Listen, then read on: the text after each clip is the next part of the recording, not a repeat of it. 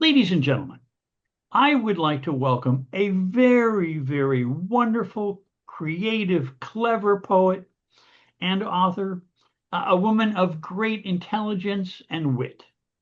Ladies and gentlemen, Lesley Tyson is my guest today. Thank you for coming, Lesley. How are you today? I'm doing very well, thanks, Rick. Well, it's very kind of you to share some time with me. Looking As you forward to may it. guess, I have a few questions. Yes. Okay. First question.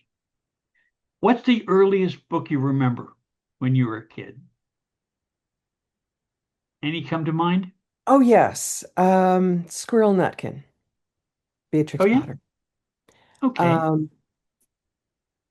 Um, my parents were English, and I was born in Canada, and so I we started off reading Beatrix Potter, and I fooled a pediatrician at one point when my little brother was going into the doctor. I was quietly sitting reading Squirrel Nutkin, or so it appeared. Um, and he's like, "Is she reading that?" I was all of like two and a half. And so he sat down and he goes, "Would you read that to me?" Thinking, okay, I'm going to make up a story. And I started reciting Squirrel Nutkin right from the page where I was at and turn the page at the right point. And then apparently I hit a word that was like, much bigger than a 2-year-old could pronounce. And I Right. substituted something else.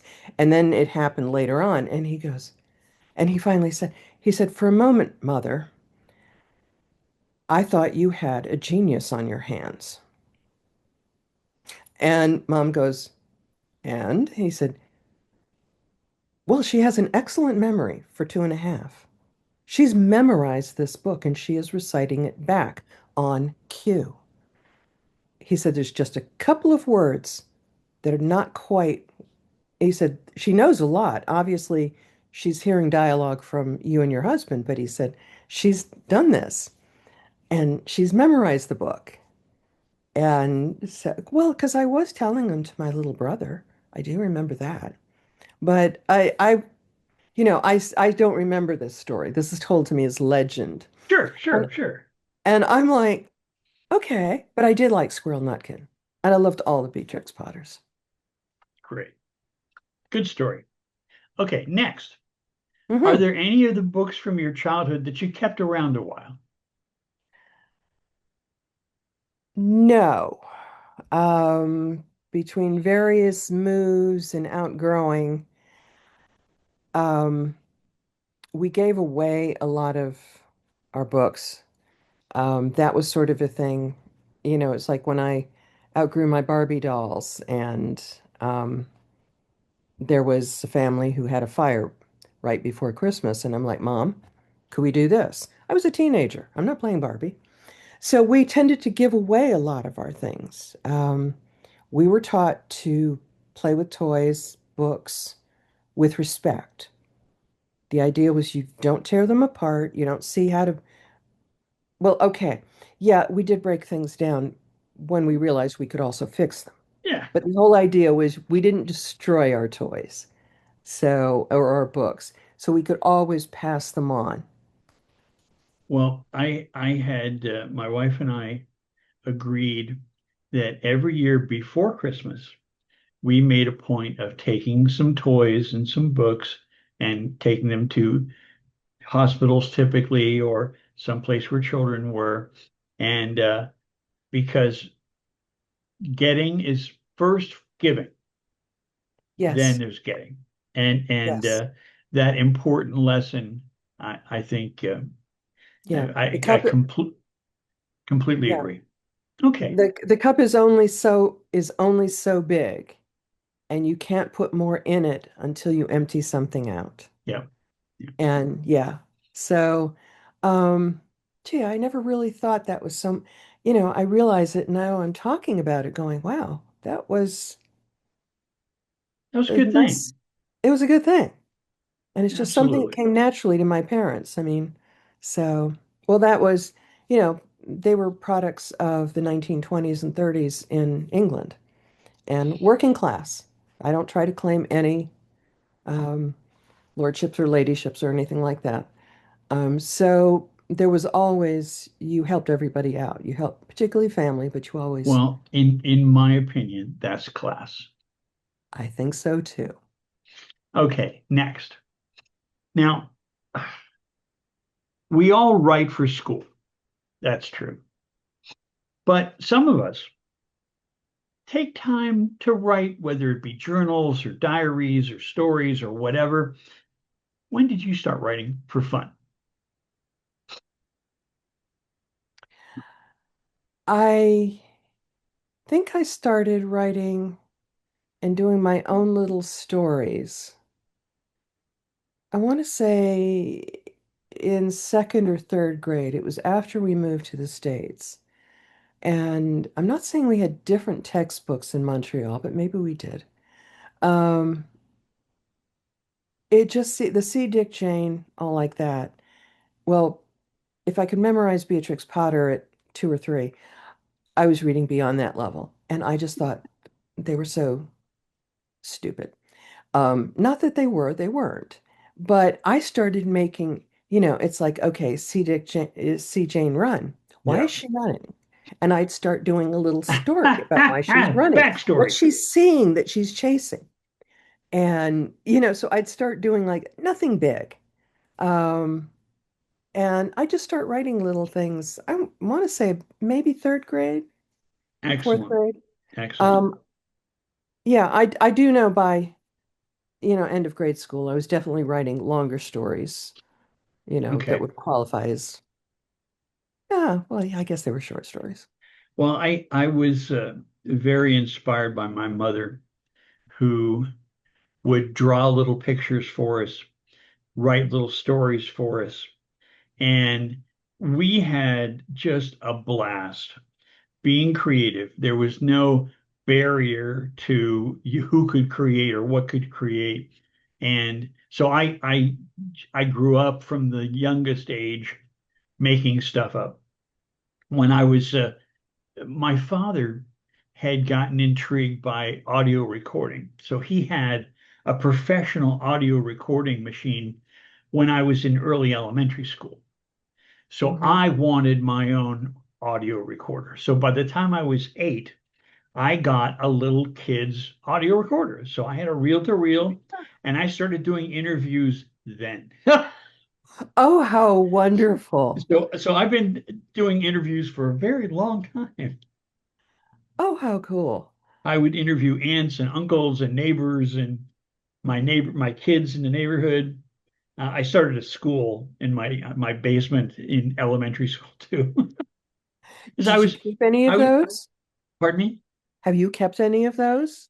The I transcribing? have my journals from my teenage and early 20s. I have Okay. those. But okay, so next, Hmm. can you think of some of the authors that really made a big impression on you when you were young? I did like the Nancy Drews, um, Mary Stewart with her wild Gothic romances, because some of her descriptions I realize now are absolutely poetic. Mhm. And I don't know if she wrote poetry under another name. That Mhm. is kind of a question that periodically intrigues me. Still no further on it. Um,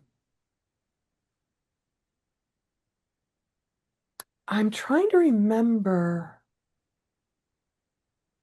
I think I started reading, I think I did read The Hobbit when I was like in sixth or seventh grade. Um, but I know I don't remember the books I read. But Okay. I remember going to the library in this little small Western New York town where we lived, and I had permission, even before I went to seventh grade, the junior high, I had permission to get books from the adult section Of course. Of because course. I, I'd long read past the kids. There were certain ones that the librarians would not let me have. Right. But my mom worked as a librarian in the Oh, schools, so oh, how nice. How nice. She was able, and she would get me things from the high school before they go on the shelves and stuff like that. Um, I remember reading a biography of Althea Gibson and how, how intense that was for me with, and I didn't understand at that point the whole racial thing. It, I, but I knew she'd had to struggle with things that to me seemed, I simply couldn't make sense of them. Why? Why were these, it seemed to me, arbitrary rules? But just to watch her, through that story. And then, then it was just tragic that she, died relatively young. Um, but I remember that particularly. I did like reading biographies, Yeah. um, but that one sticks in my mind. It really does. I did read poetry. Um, I didn't always understand things like Keats or Byron. Um, I did love Shakespeare sonnets. Um, I'm trying to think of any of the others because I felt like I was reading all the time. That was a little problem for me in school too. I would be reading when I was supposed to be doing classwork. Oh yeah. Yeah. And so I had to go in, when I started school in the morning, they checked my bag. And he said, okay, when we have such and such break, I'll give you your book back. And my sixth grade teacher, uh, former Marine, would take the book. And I mean, I could see he was looking at some of them going, okay. Because I was reading stuff about space and engineering, all like this. Didn't, couldn't. And so he'd take these aside because it's like, she's not reading this while I'm teaching. Got that? Um, but I also was very meticulous in a lot of my schoolwork. And I think in the early days in Montreal, I think they thought I was a little bit slow. Well, there's meticulous and thorough, and that Mhm. looks different to some people. Yeah, Einstein was slow too. Uh-huh. Yeah, Yeah. I wanted my stuff to be perfect. And I still don't know where that comes from. It is something that I've had to deal with all my life, that, what my good enough is looks perfect to a lot of people. Yeah. And so I've had to, but I've always wanted to do it right. Well, then I realized I was, you know, being treated slowly, and it was like, but I knew all the stuff. And then they said, all right, fine. You don't want me to take my time, let me just do it. And then I started being unrealistically fast. There's I wasn't I I wasn't perfect when I did that, but I was still, oh, I was better than most of the class. do you know the So film Amadeus? yes, and I'm sorry, I've not actually seen it Oh, okay. because I've seen so many clips of it. I'm like going, oh, I'll be sitting where, sitting like with the Titanic. I'm going to be going, I know how it ends, the boat sinks. Um, so I keep saying I want to see that. I think you should. Right. There's Okay. the thing I wanted to mention about it was I was a production manager of a concert and festival company at the time when that Oh, came out. So I was, as you can imagine, juggling quite a few things. Now, yeah. this was also at the dawn of the computer age, and I'd gotten into computers because I did light shows. I started doing light shows while I was still in high school. So I'm running spreadsheets and database to manage 5 stage, 3 day festivals, doing budgets, logistics, managing volunteers, covering all the equipment rentals, the security. I was production manager. And my my supervisor's biggest problem with me was I was too meticulous. So we're sitting in this movie Amadeus, and the critique of Mozart's work by the king who was charmed by Mozart's Hmm. incredible, beautiful music. But he said, there's just too many notes. Notes. Just cut a few. And and my I, I I can was say, sitting in the theater with my friends and employees who worked for me at this concert company, and they all looked at me simultaneously. Too many notes, huh, Rick? Because the very last day that I worked there, when I was told that I was too attentive to detail, I was too detail oriented. But how does one run this kind of complexity without being meticulous, right? yeah, So they said, but you can just from today on, you can just your week is over today on Tuesday. I said, well, the thing is, I had promised the Miami Ballet that I was going to manage and produce their show on Friday. So I'm going to manage and produce their show on Friday. Whether you pay me or not, I'm going to take care of it. And they go, Rick, your guys will handle it. It's okay. I said, I understand what you're saying. I understand that you're trying to be nice to me, that you don't really want to have me do the things that I do, that my shows get off on time unless the producer decides otherwise. So, anyway, on the way to the show, now this is going to be a ballet presentation in a pavilion between two big tall bank buildings. So the acoustics are very good. hmm, And we had a small sound system to support the ballet to do announcements and play the music. And we also had a boombox with us. And I tell my guys, we're going to stop and get batteries to the boombox. They go, Rick, come on. I mean, geez, it's a big building. There's, you're what? You're worried about power? And I said, we're stopping and getting batteries because in case something goes wrong, our show is going to go on time when we wanted to. And they go, geez, Rick, fine, fine, because there's no sense arguing with me about it. Guess what happened right at kick? The power goes out. We hit play. My show went off on time. The ballet's like, oh, okay. And because of the acoustics of the space, the boombox was completely adequate for their purposes. And it turned out afterwards that the power company had lost power from Key West to West Palm Beach, but my show went off. oh, how wonderful. Oh, how wonderful. Oh, I was that's, inordinately non-humble about that. oh, yeah, of course. Of course. So too many notes is exactly what you're describing. And I realize that now because I heard that and I'm going, oh, yeah, okay. And that sort of is carried on. I learned to speed up things, which wasn't always healthy. Or appreciated. Yeah, because it's like, oh, she finished that in halftime. Can she do this other project? This is what, further down in my career. Oh yeah. Um, Oh yeah. and Okay. it just, Now, next question.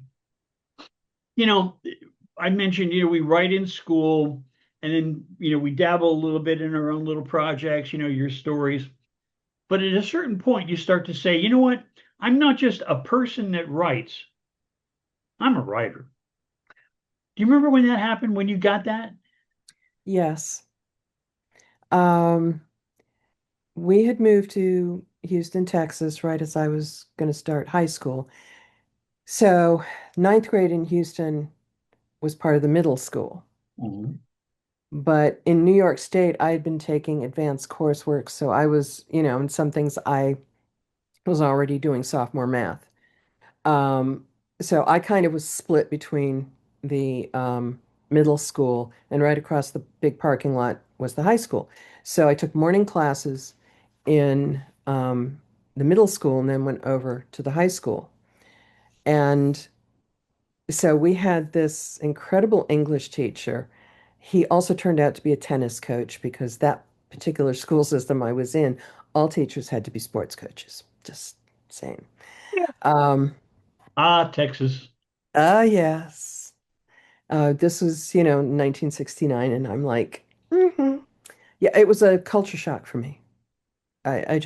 I didn't get it.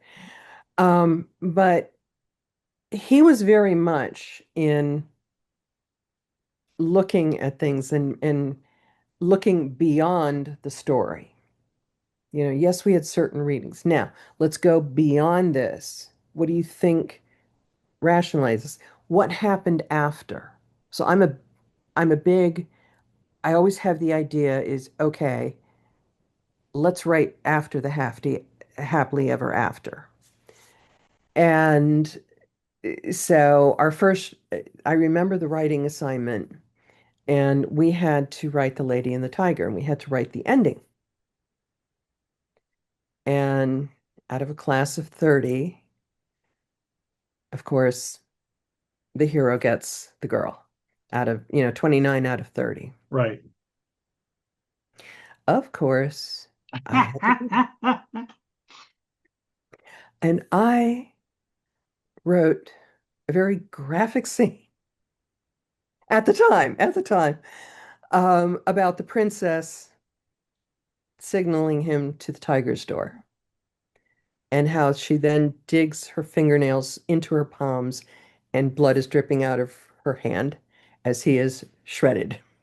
Wow. And all the people, especially the guys, were like, "Oh, God, did you have to be like that?"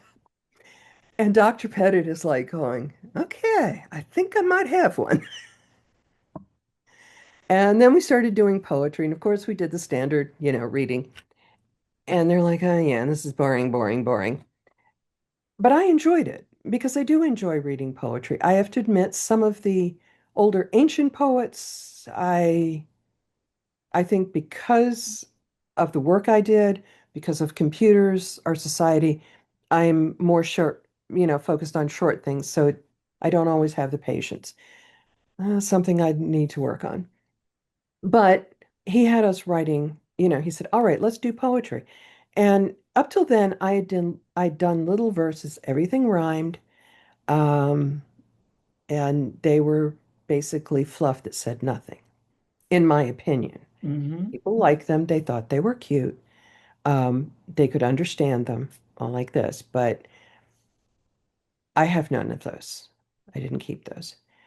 Um, but Dr. Pettit started doing an experiment. He would play music, and it was the early mood music that became the experimental, that became the new age, and into some of the experimental jazz. Hmm. And he would play some of these, and he'd go, "Write what you think." Oh, how cool. And I mean, some of the football guys is, "I don't know what the F this noise is, blah, blah, blah, blah, blah."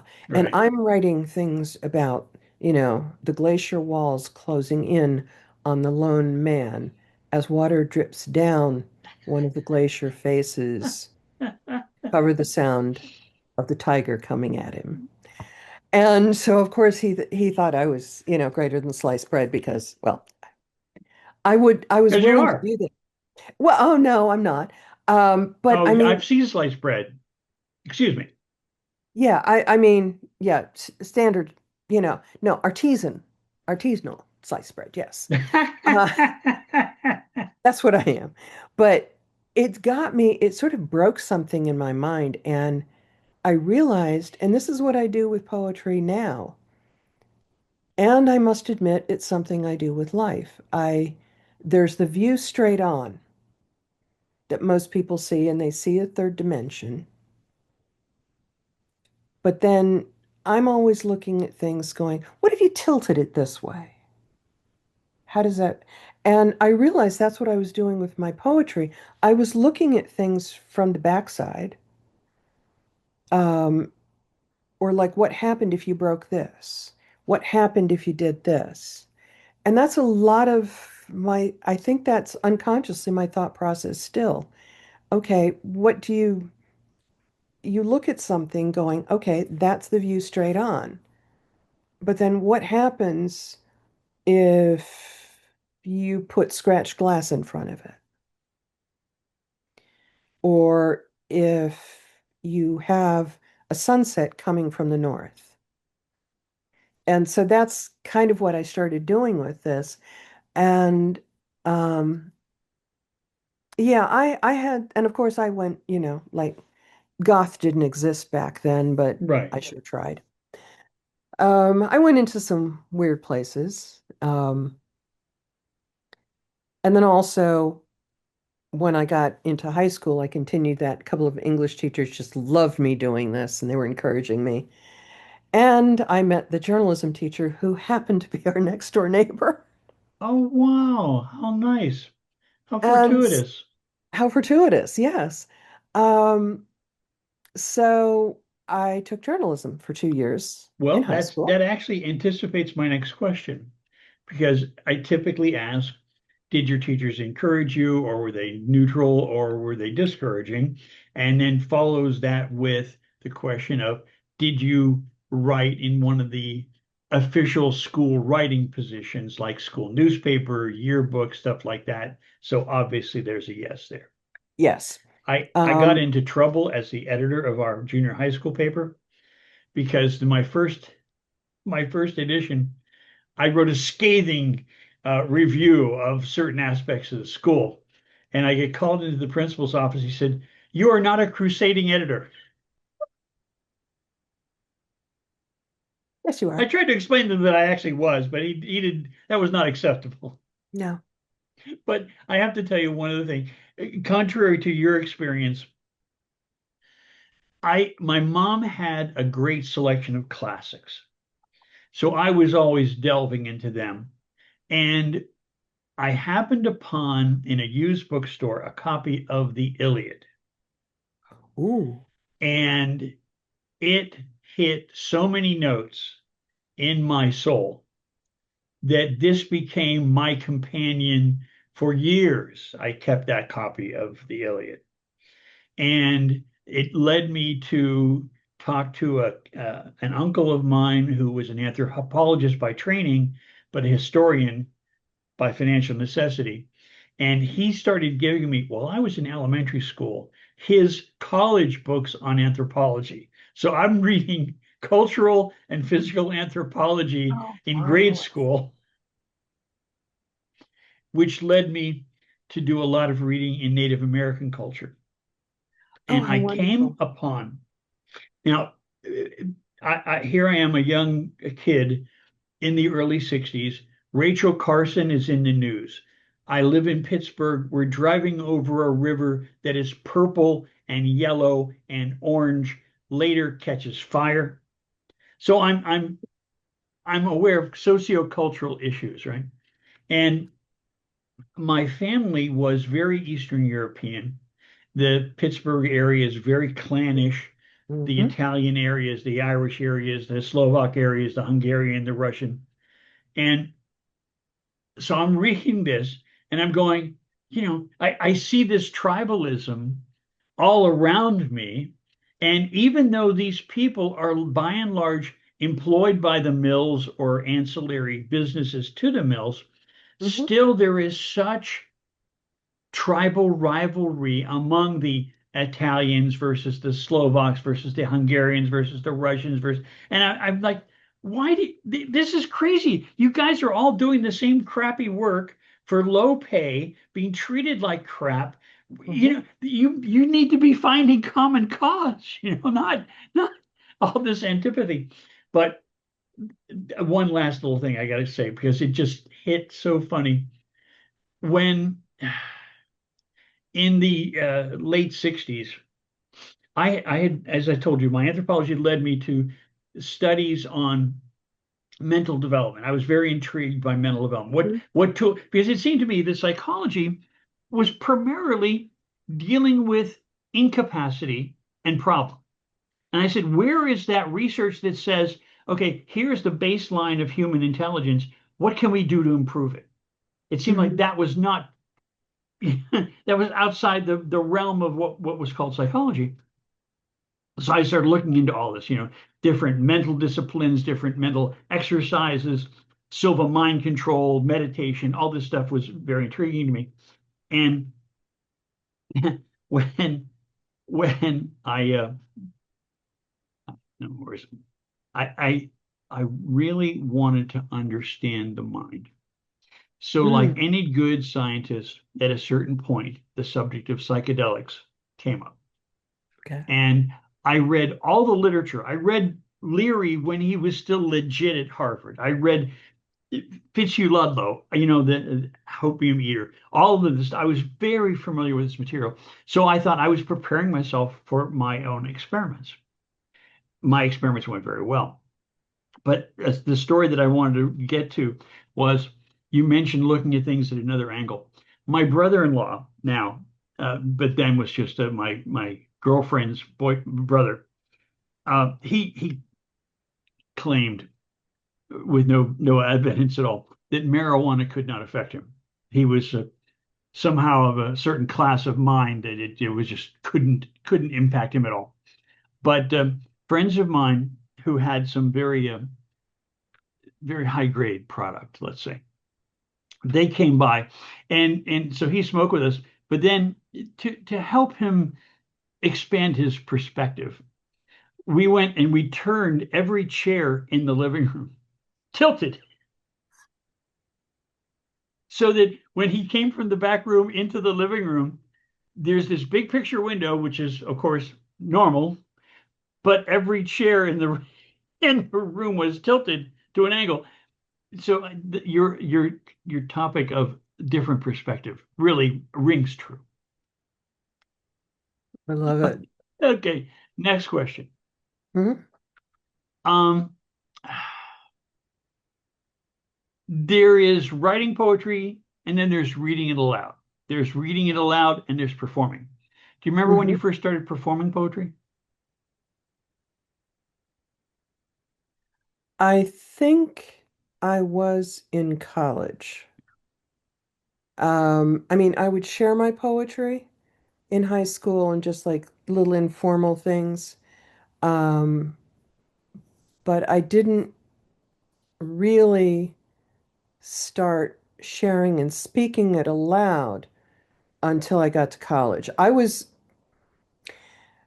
in most of my elementary school in New York. I was pretty, I was like I'd speak up, but I wasn't like the loudest or I wasn't the quietest. Um, I think the whole idea of moving at the beginning of high school just blew my mind. And the culture shock of Houston versus a small Western New York town. Um, I went very quiet. I would be sitting on the front row because God help me, if I sat in the back row alphabetically, they could never hear me. Well, they couldn't hear me in the front row either. I was shouting my head off. So then I said, well, this can't continue where people can't hear me. And, this is back in the late 60s, early 70s. They don't shrink you to find out that you're shy, you're introvert, or whatever. Um, you know, you grow Catch as something and catch can, yeah. you know. So I signed up for public speaking, Oh, good for you. and I love the dramatic readings. But my teacher always, pointed me toward, the expository, doing the expository speeches, etc., and debate. And it turned out I was relatively decent at debate. Yeah. Well, And you've got a very fully functioning brain. yeah, and I love doing research. So the first part of the year where you do the research for the debate, man, that was just like so much fun. Um, and then with the journalism background and asking questions, it was like, oh yeah, this is me. And so then I started doing that and I became more comfortable um, with the performance of speaking. And I do talk about that a lot of times when I'm out in public. It's easier on Zoom for some reason to feel more comfortable with it. But when I'm doing like readings or something like that, I am very consciously, my brain, the real Lesley is sitting up here going, okay, now let's put on the mask, let's get the robot operating, let's, come out here and blow them away. And not necessarily blow them away, Yeah, but yeah. make them comfortable that the audience doesn't feel like they have to prop me up for me to do my reading. And I've gotten that way. And I did it at work, and but I am an introvert.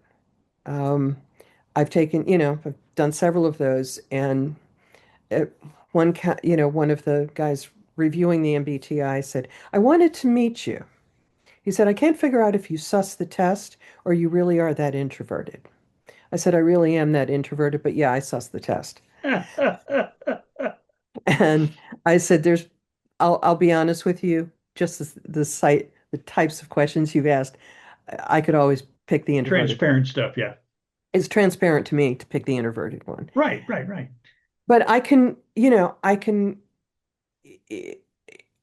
perform and do the readings.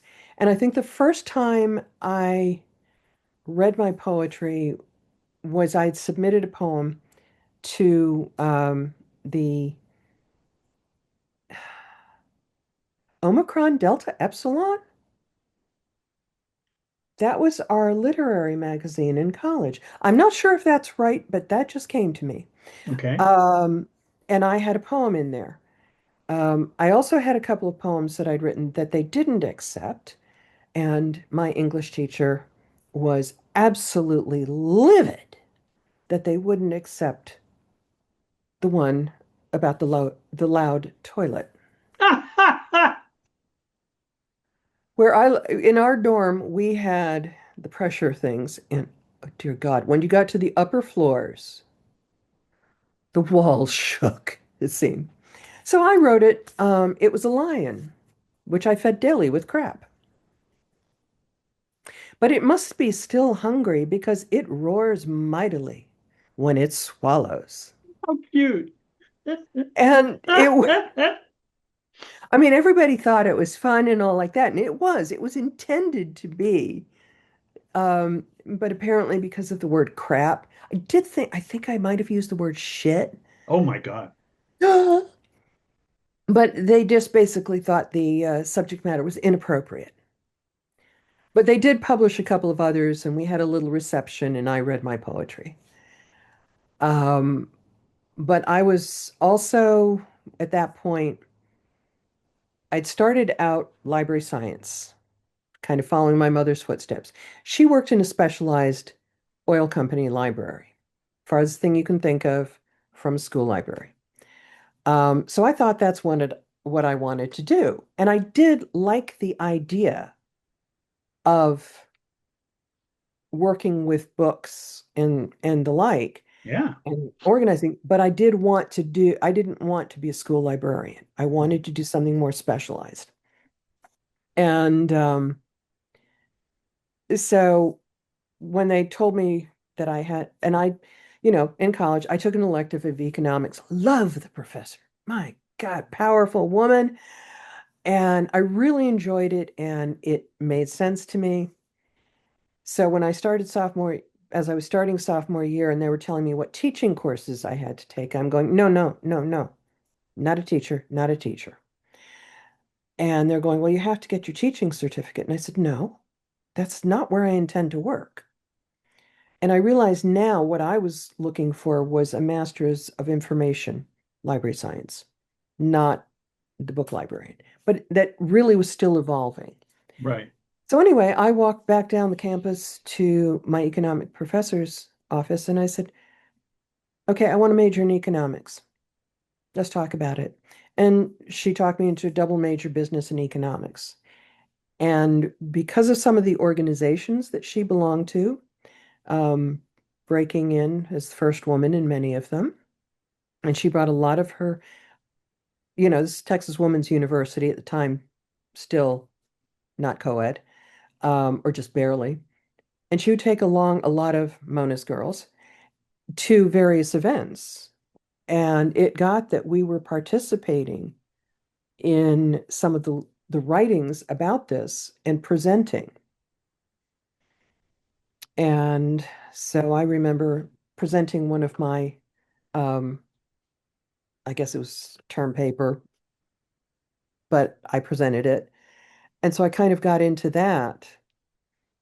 And then for whatever reason, I did applied economics, a lot of finance.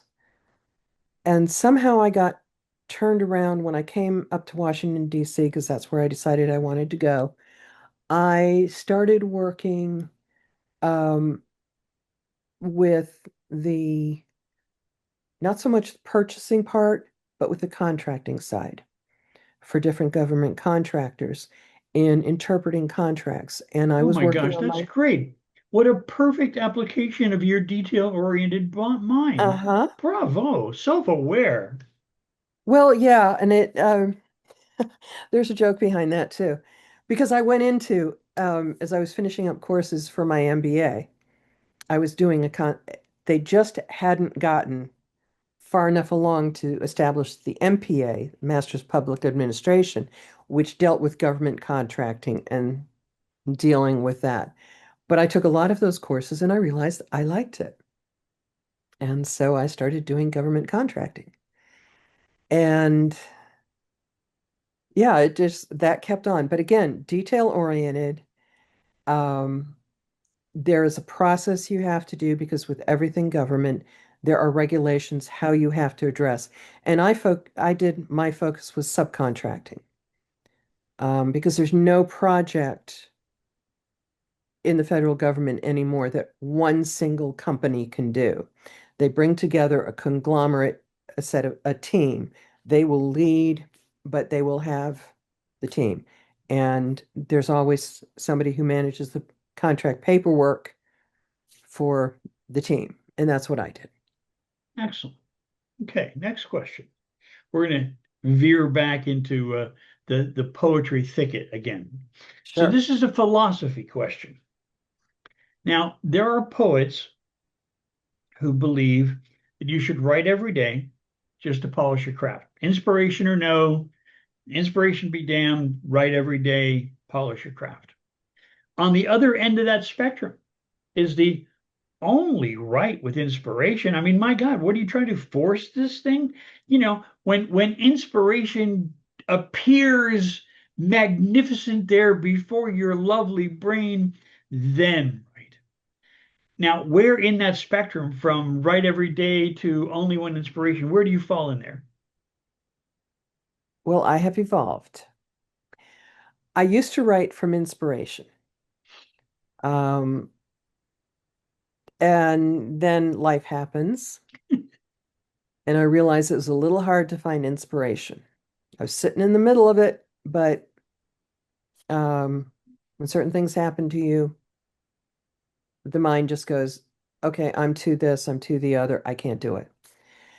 And over the years, as I started going to poetry readings, which would provide additional inspiration, and preparing for poetry readings and things like that, I began to realize I needed to write more often to become more comfortable with playing with words, and also to push my own boundaries in working with form. I've always appreciated form, but I tend to find a lot of them very constraining. Yeah, Um, amen, and and a women both. and so I realized I needed to kind of expand and be more comfortable. So I started trying to write, and I realized that life would derail me. And that there were monumental things happening in my life with, my parents and their illnesses, my own illnesses, plural. And I realized I was getting derailed, and these were things that I needed to exercise to get out of me. Um, and so I started writing more frequently, and it was like, okay, I feel something's missing. And I was doing that. I was writing pretty frequently, number of times a week.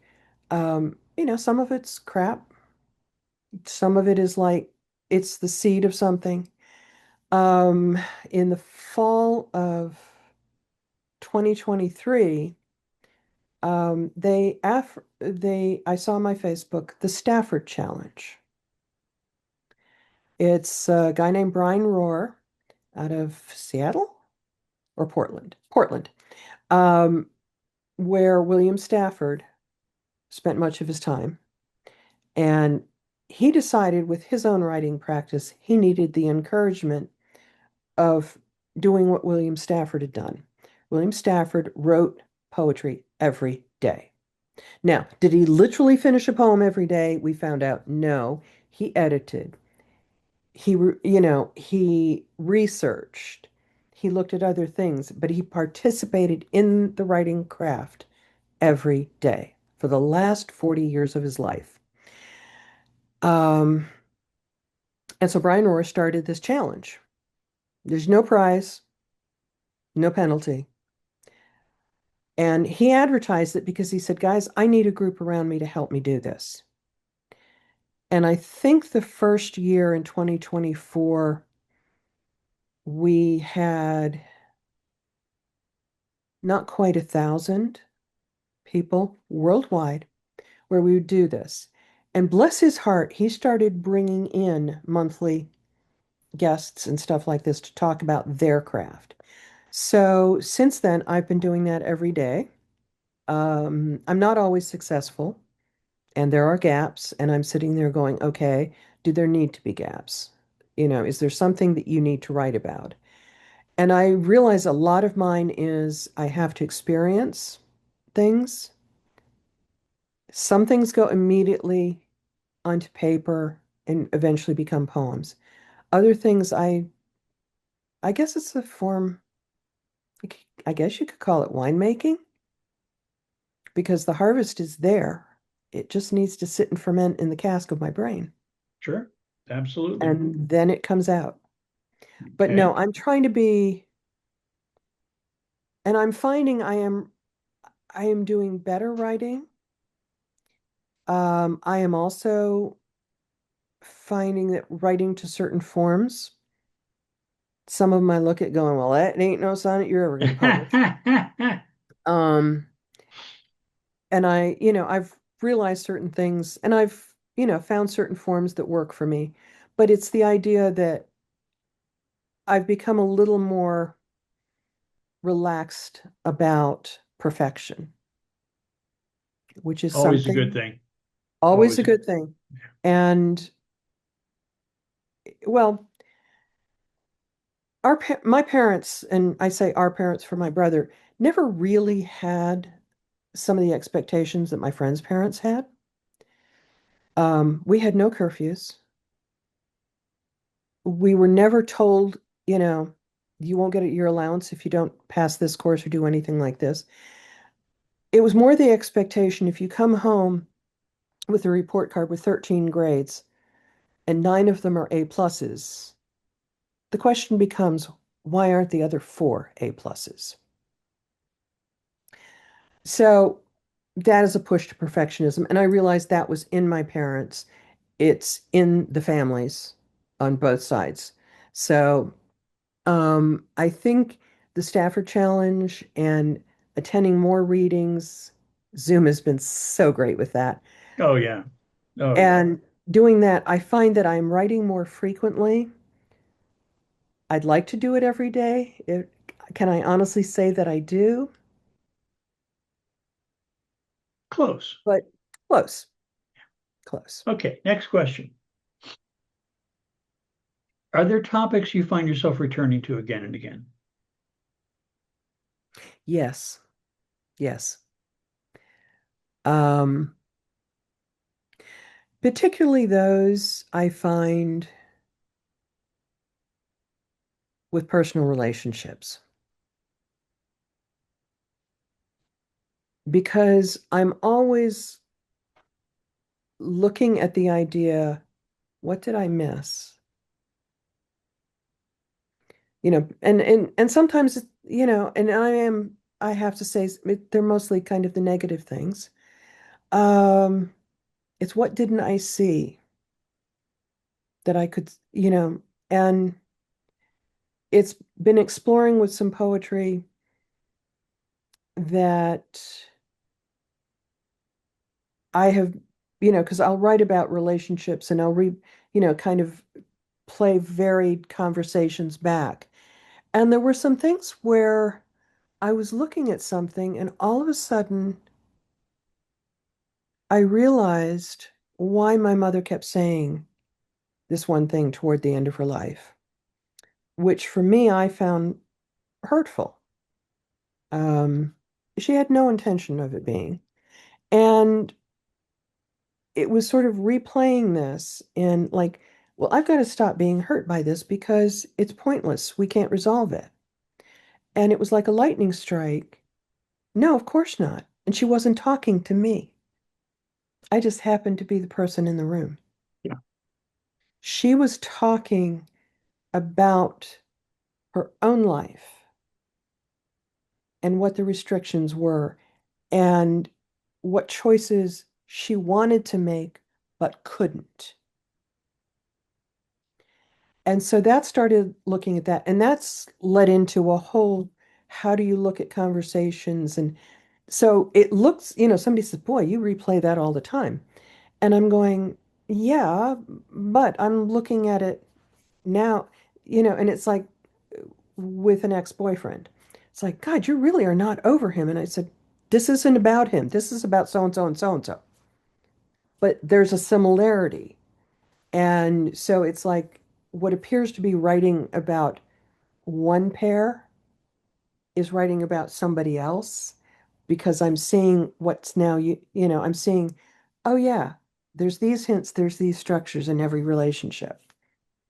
And so There's yeah, a I do go back to things, but it's like it's helping me crack doors into new there's a wonderful understanding. book that I'll recommend if it comes to you, by Aldous Huxley's wife, Laura, called Okay. "You Are Not the Target," and it is such an insightful book that Yes. really helps deload so much conflict because a lot of this, as you have intuited, when people say things, especially intentionally or unintentionally hurtful things, often they're not really speaking to you.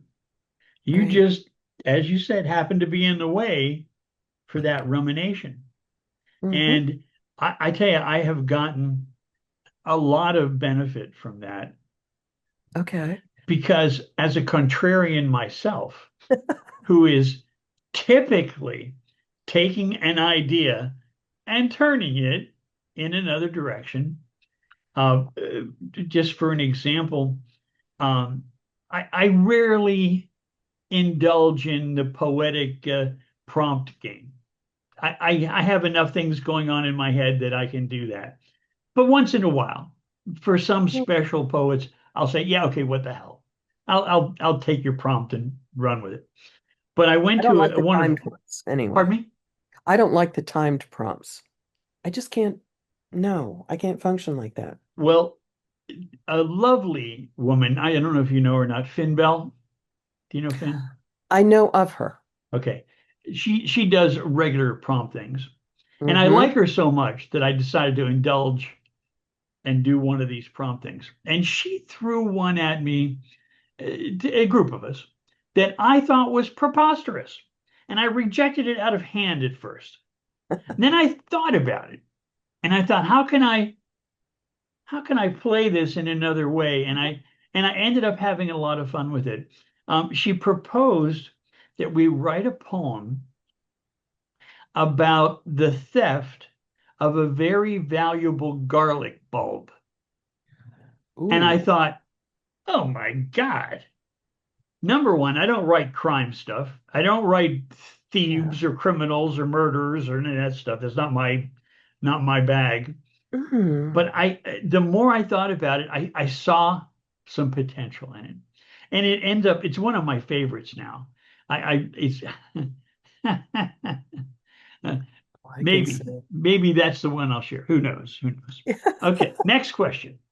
Yeah. Um, this is one that I really love asking intelligent poets. And I'm afraid I'm going to lump you in that. Okay.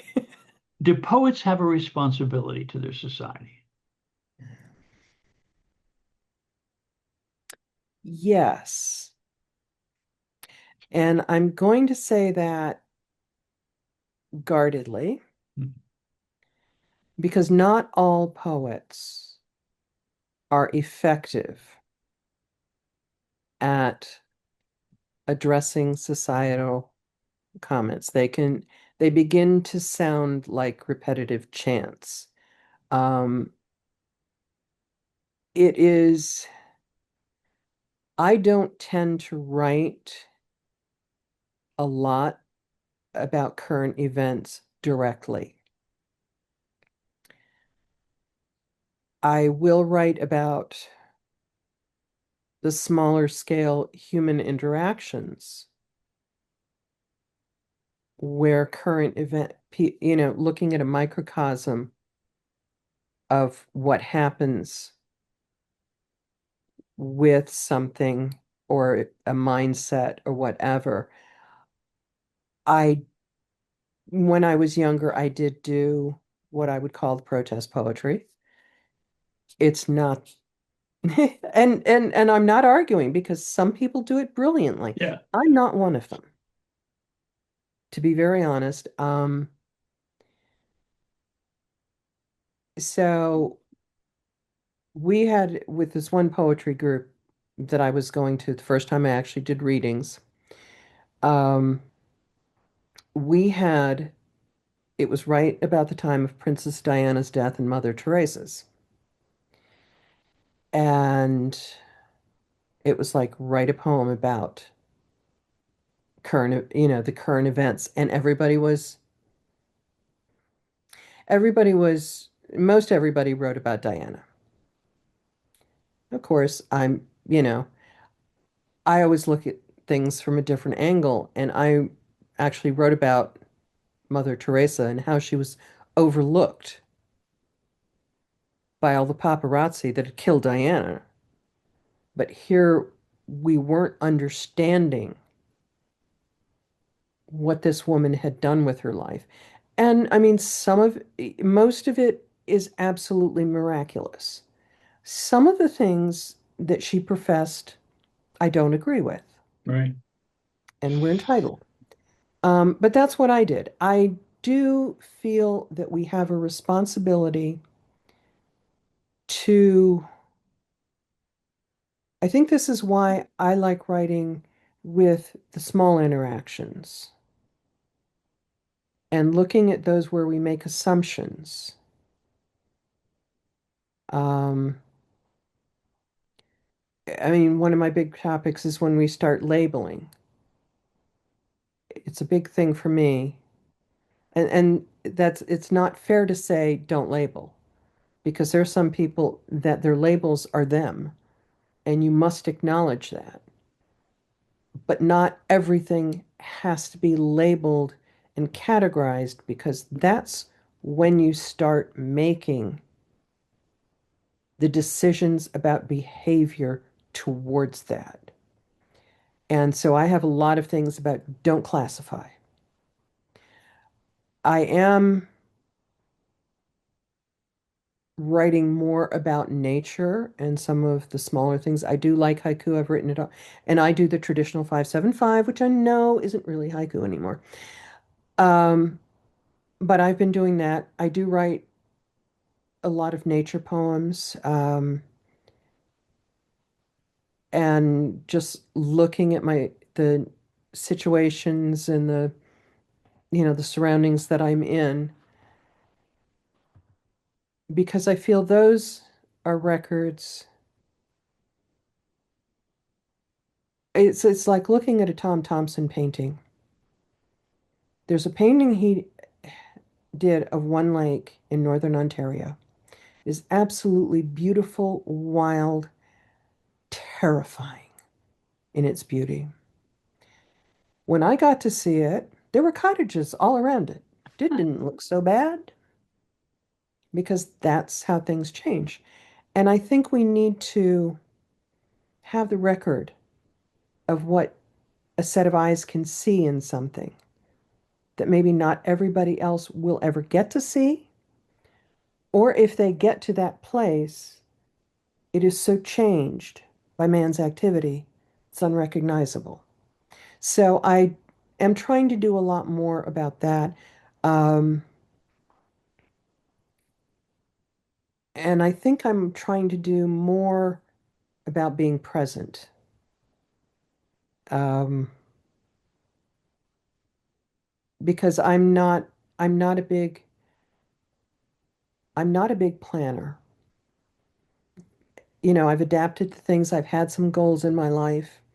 Some happened, some didn't. Um, and I'm a cancer survivor. I make no secret of that. Um,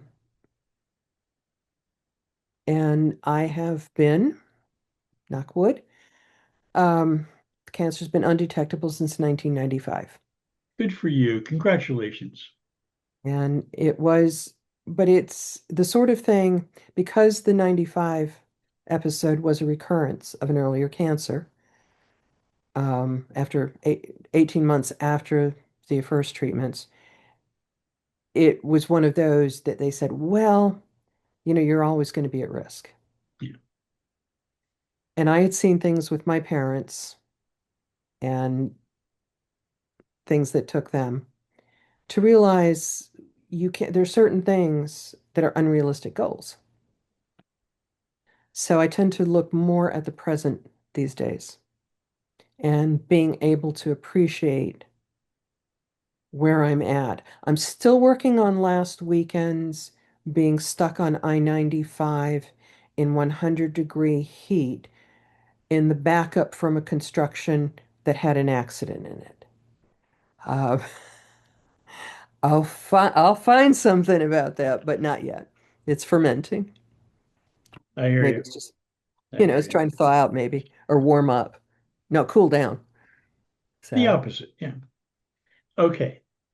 One more poetry specific question. Is narrative important for poetry?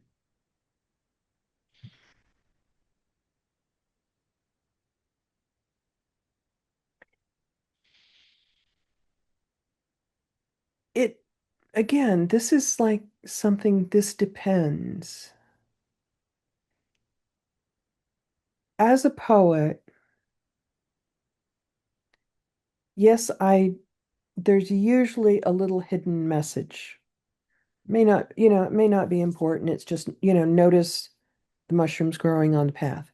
Um, Notice the small things. It's depending on what you want, how you want people to take what you've written. I'm working, and it's been, you know, lifelong since I've been doing this. I've been working with the idea that the poem is what I want it to be. It comes down to the message that I want to remember.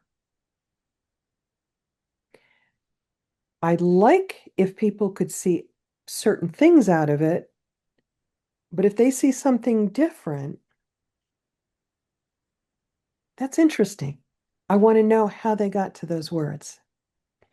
Um, when I was part of this breast cancer writers group many years ago, um, we were all writing, you know, stories and stuff like this, and somehow everything I wrote turned into a poem.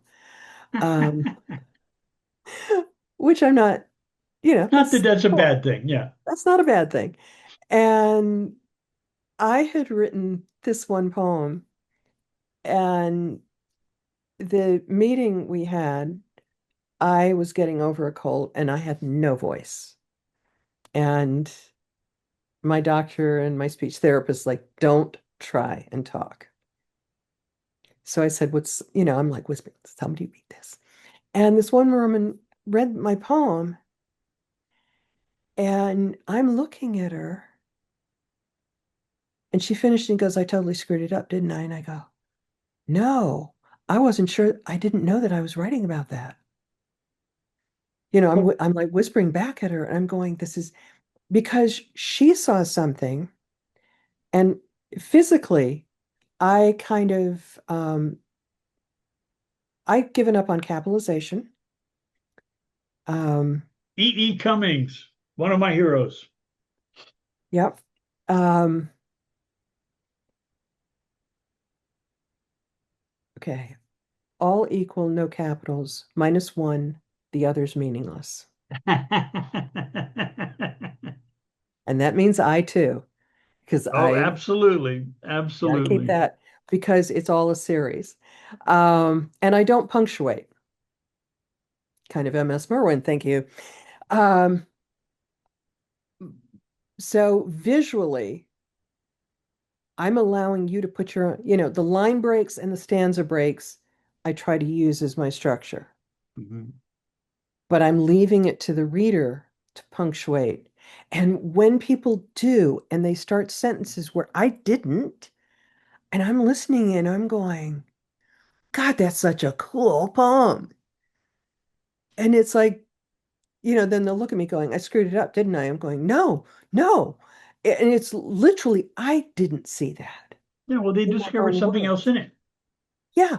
And I think this is why I think in schools, when we talk about analyzing what this poem means, Yeah. there are times I just want to take a wet fish and slap up the teacher because it's what does it mean to you In the moment, even. in the moment, even because nobody to even say, like some of the guys would say, I just don't get it. That's valid That's okay. Yeah, because you're absolutely. not in that space. That person isn't you. So if you feel something completely different and mundane, that's good. That's who you are. That's where you're focused. And, so I'm looking at it. I don't write so much that there has to be one and only one meaning. And I do know there was a poetry critique that I went to that one of the senior folks there would get very frustrated because he said, no, well, he said it means so and so. You said it means this. He said it means this. What does it mean? And I said, what does it mean to you? He said, I'm confused. And I said, that's okay too. Yep. That is a But valid I response. I think poetry is intensely personal, both when we write it, when we read our own work, when we read other poets' works, when we read other poets' works aloud. It's all individual. And so I I try, and I know I'm not perfect. I try never to say this Oh, is what oh, it don't say means. that. I just I don't think we can. And this is why I love some of the open readings that we do, where people talk about what they got from a poem and going, and you'll hear something that's going, well, I didn't get that. Now, why didn't I get that? And then you start looking and going, well, they've done such and such in their lives that shaped them. Well, I can't duplicate that, and I don't understand that, but it makes them look at this way. And it's just all, you know, it's just puzzle pieces that we all fit together. And the picture, there's no final picture. It varies. It's like, kaleidoscope, single movement, everything changes. Excellent. Okay. Final question. Mhm. Do you have a question for me? Oh, so I'd like to know, with your background, because the anthropology, the computers, the interest in neurology, and yet I sense a sacredness to life. How did you sort of come to poetry? Okay. I know part of it you said was protest, but I have to deeper than that. answer an important part of the question. I came to the sacredness of life in a very indirect way. I was raised Catholic, Mhm. but I was one of those impertinent people asking questions that one was not supposed to ask. So I got thrown out of class a lot. I think the one that precipitated this crucial one was I said, assuming that God lives forever, Ooh. what the hell does 3 days of torture mean to a being of infinite lifespan? Is it even a blink? And they said, go sit in the hall. So Oh. I missed a critical part of my catechism training where I would have learned that at the conclusion of the particular Catholic training that I attended, you were supposed to kiss the bishop's ring at the conclusion of your certification as a grown-up Catholic. Hmm. So it was a complete and utter shock to me as I see these children, because I'm an S, I'm at the end of the line, Hmm. kneeling and kissing the bishop's ring. Now, I took my Jesus very seriously, clearly, a lot more seriously than a lot of people take him. Hmm. And I'm picturing this poor man trying to help people, the poor, the starving, the ill, the outcast. And this is a humble man. This is a man who would never in a million years put himself over anyone. And Yes. I'm looking at this character with the ornate outfit, with the haughty attitude, with the they're all here to serve me. You're just lucky to even see me kind of vibe. Now, combine that with this anthropology stuff that I've been already reading for years, Hmm. tribal signaling and pecking order and all that jazz. And as I'm creeping closer and closer to the altar for my benediction, I'm seeing in my mind's eye Tom Jefferson and Tom Paine and John Adams going, we don't kneel to anybody. We are individuals. We are each graced with God's blessing. There is nothing that we have to bow down to. Now, not being a complete fool, I'm saying to myself, sit down and shut up. Just, what are you going to do? Are you going to explain that Catholic doctrine is full of crap? Or are you just going to just do it? It'll take a minute. It'll be over before you know it. Just do this. What are you trying to sabotage your freaking life?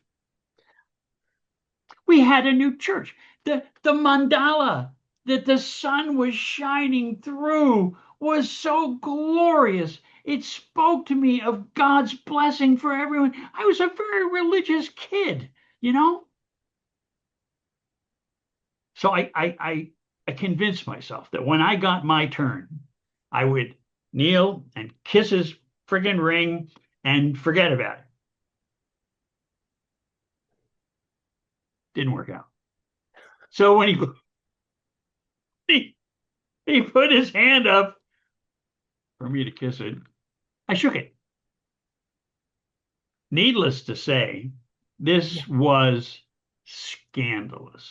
Oh, yes. In front of every Catholic I knew since third grade, I'm in the big cathedral, family out there preparing for my confirmation party afterwards. Ooh. He puts it back in my face and says, kiss it. Now, this is not the tone of voice that one would expect from a holy man. No. This said everything of vulgar that I had grokked from the weirdly evil altar boys who seem peculiarly twisted in my perception, They probably were. and not them, not on them. No. So I shook it again because by God, I would not kiss that fucking hand in front of Tom Jefferson and Tom Paine and deny the basic human dignity that is in us all. Yes. So, in front of the entire congregation, Oh boy. he points to the door and said, "Leave my church." So, as I marched out, now let me tell you, I took my Christianity really freaking serious. So, Hmm. I made a vow that I would read every religious book I could, that I would come to understand what God had in mind and why did the God that I felt in my heart have more compassion for people than anybody I knew. And that when I heard things like doctrine says, if you're born outside the church, you're burning in hell forever, no matter what, doesn't matter. And Protestants and, the other Catholic or the other Catholic or the other Catholic, or God forbid, Jews or pagans or whatever, they're all condemned to hell. God wouldn't do that. I really didn't think God would do that. Yeah, But of absolutely. course, I didn't know, you know. So I Hmm. swore I would read every book. So since then, I have read the Quran, I've read the Upanishads, the Ramayana, Tibetan Book of the Dead, Egyptian Book of the Dead, Taoist, Confucian, Urantia, Scientology. I mean, I've read every freaking book I could get my hands on because I wanted to understand what messages in what translations I could handle were trying to help us, because I think if you conceive of a God, if you can conceive of a religion that's intended to guide you, whatever, with whatever blinders, et cetera, et cetera, et cetera, cultural windows, et cetera. And again, this all fed into my anthropology because belief systems, it's all, the anthropology gave me the ability to see this framing and understand that cultural framing is a construct of sociological, geological, and all kinds of other function. So it made me a humbler, gentler fellow, and Hmm. I consider myself a Taoist these days. You don't have to believe a lot, but treat people decent and be in here now. So that's And I, that's where I am. And yeah, and and I think, yeah, I see that because I mean, I haven't been excommunicated. I don't think the Episcopalians, Anglicans do that. Um, because I went through my confirmation, but I always took it as, I'm sorry, I said it yesterday in church when we did our This I Believe thing. And the reason why I'm a Unitarian Universalist now, I always saw the Bible as stories. There was kernels of truth behind them in the way people were treated, not always well. The Old Testament, I'm like, some of that was nuh-uh. yeah, But particularly the New Testament with Christ. It was about how to treat people and how to treat them decently. And yeah, it just there was too many inconsistencies. And I think the funny thing is, as I was writing this section, actually I outlined it. Um, the quote that my mother once said when I was little, and we were talking about Sunday school, and I was like, well, I'm puzzled about this. And it was something to do with heaven and how you got there. Like, do they put down ropes or ladders or whatever? And I understood you had to be dead. But number one, how would you grasp the ladder?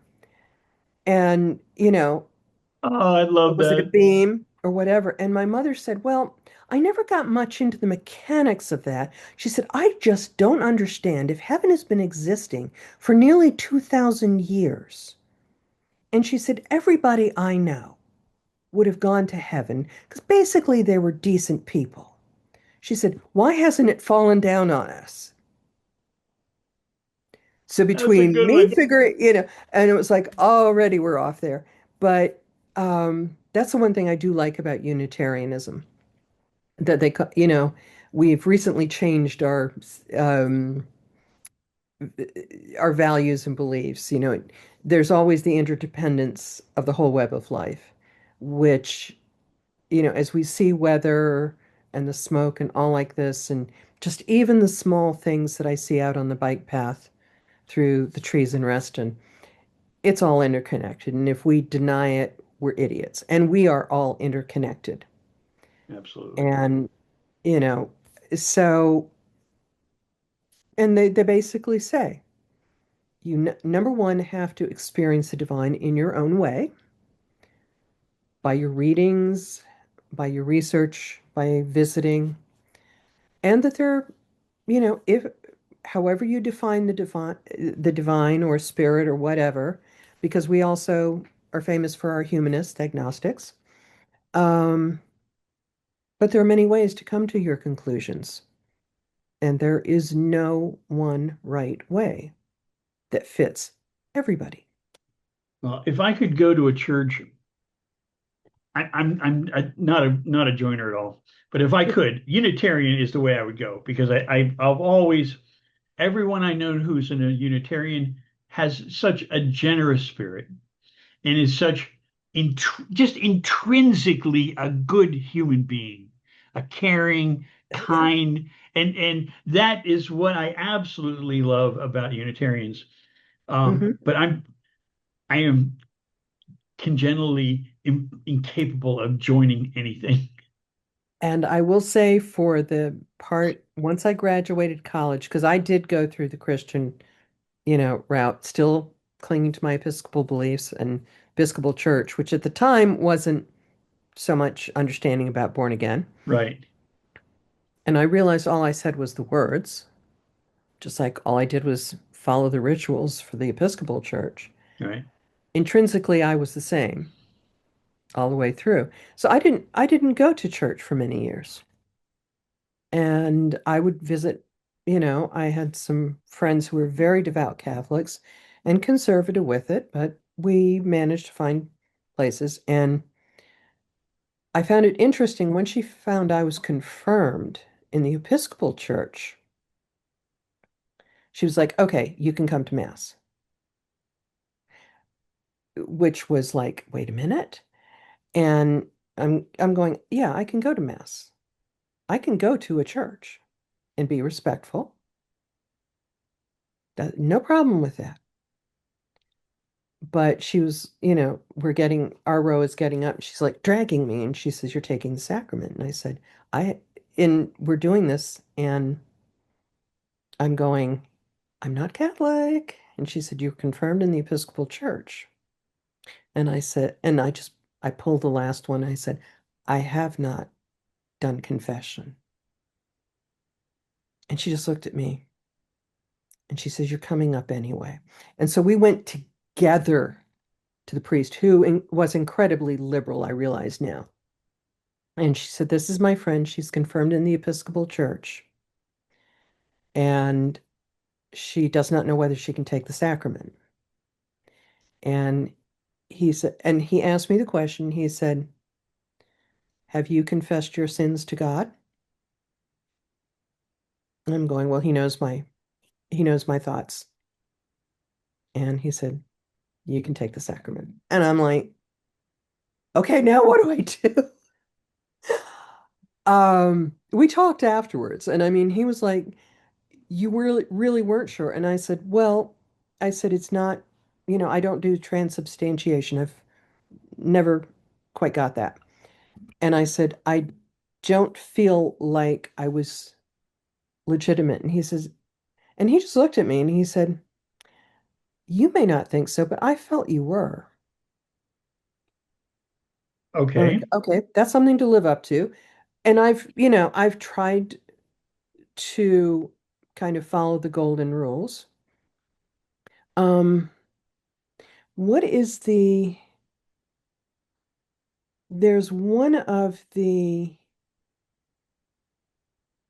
religious traditions that has their golden rule that says, "Treat others as they wish you would treat them, not as you would yourself, but as you, me, how I believe somebody would want to be treated." And that was like, right, my size doesn't fit everybody. And so that's kind of how I've kind of come to it. And funnily enough, I'm not a joiner either. I don't think I am. Yeah, Well, I do the poetry reading, and that's kind of like-minded. yeah. And so that's easy. That's the group of friends that I can talk comfortably to and be crazy with. Um, and that's kind of how I felt about my UU church. I've been to other UU churches. They're like the big Catholic and the big mega Christian churches, and I'm going, I feel tiny. I just want to get, I don't fit. I want out the door. But somehow my particular, my little one here, we're dysfunctional. And I've had my dysfunctional times with certain people at the church, Sure. but it all works out. And so that's the part of, so I am participating more in it than if you told me 20 years ago Right. when I Well, joined, are you going to be doing this? I'm going, no, I'll sit and watch and I'll help put the dishes out. But, there's an important social part of mhm, churching that I think is really wonderful and nourishing, and that's all to the good. Even in some of these very peculiar substrata of Christianity, I mhm, totally get how, as in a socialization sense, in a community sense, that is for some people all they've got, and God yeah. bless them for it.